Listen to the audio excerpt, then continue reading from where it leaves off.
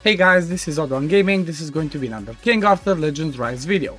In today's video, we're going to talk about one of the stages where I got stuck and honestly had somebody that actually surprised me that helped me pass this stage. The stage I'm talking about is going to be stage 40 of the Forbidden Dungeon. So, just want to say I'm sorry, I don't know, for some reason I'm losing my voice, but I'm going to try to make it as hearable for you guys as possible. So this stage was a bit tricky because there was certain mechanics that it had that kind of made it difficult, because you have some control, you have lots of damage over time, you have healing prohibition, lots of damage from them. I'm not going to go through every single thing that they actually have, right? You can go and check yourself, but what I'm going to show is actually the team that I used to be able to clear it. I cannot go again to do it because if you beat the stage in Forbidden Dungeon, you cannot go back again to do it. You just can auto clear it. So for that reason, I just recorded it before I started, doing it, because I said, you know what, if I got stuck, I'm quite sure a lot of other people get stuck. And again, that's the reason of this video.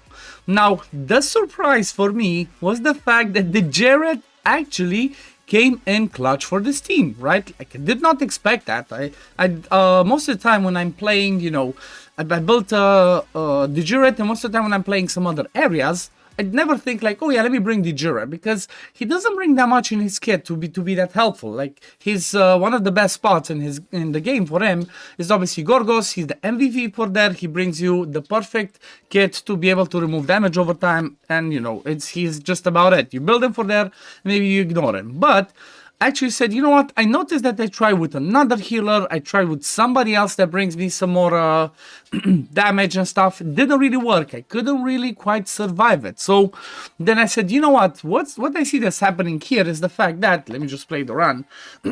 I saw the fact that I don't get enough turns myself, right? Like, I wasn't moving fast enough. I was getting lots of debuffs, I was getting those damage over time, so I said, okay, let me just try and bring the DJERIT, because when he does cleanse that damage over time, he does boost the attack gauge of everybody in the team by a little bit. So the only thing that I've been doing in this team is just keep doing that A2 that pretty much cleanses damage over time and puts increased crit rate. Obviously, putting that increased crit rate, you saw the cleanse just happened, the thing I was talking, but the increased crit rate is obviously going to help because it gives you a higher chance for your damage dealer to kill the, to do more damage and kill them faster. Now, one really important thing that I suggest for you guys to do that worked for me is kill that one on the left, right? You see the one that I'm focusing, the one that I'm trying to kill?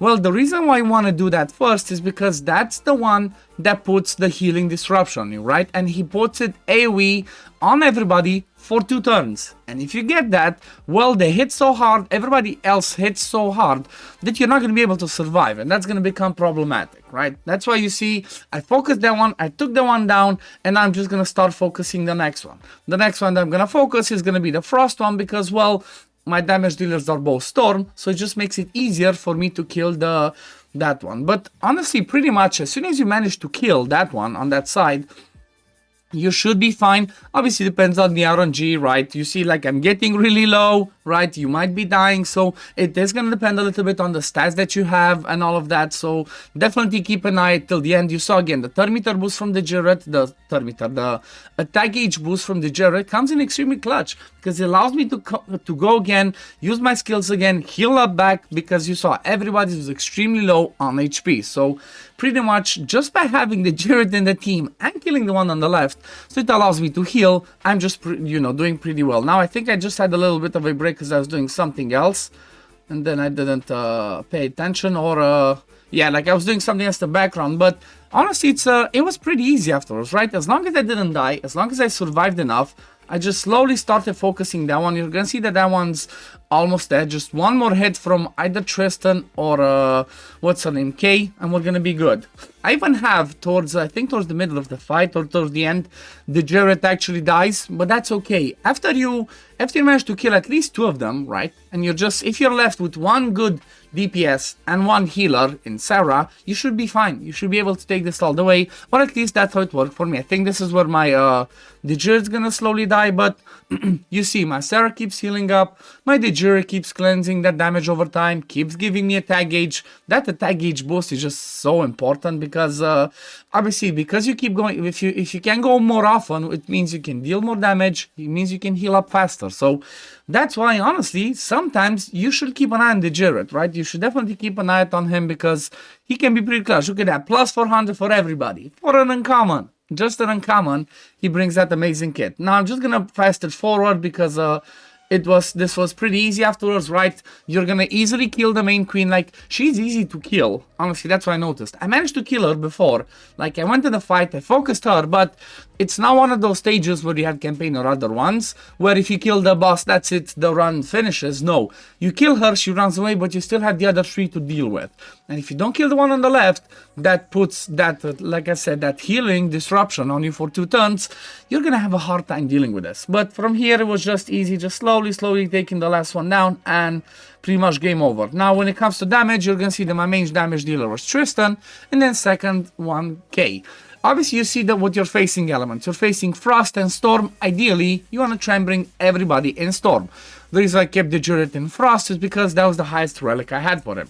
If you have a, if you have high relic for him in Storm, obviously keep that. But for everybody else, I would suggest try and bring Storm so that you're either neutral or strong element against them. Now, when it comes to the heroes themselves, you don't necessarily need this specific team. Obviously, you're going to bring your best damage dealers, your best healers that are going to help, but I'm showing this team because this is the most relatable team, right, that I can think of, or at least that I'm using, because it only uses Tristan as a legendary, and it only uses, rares or an uncommon, which most of them you should hopefully have at least one copy.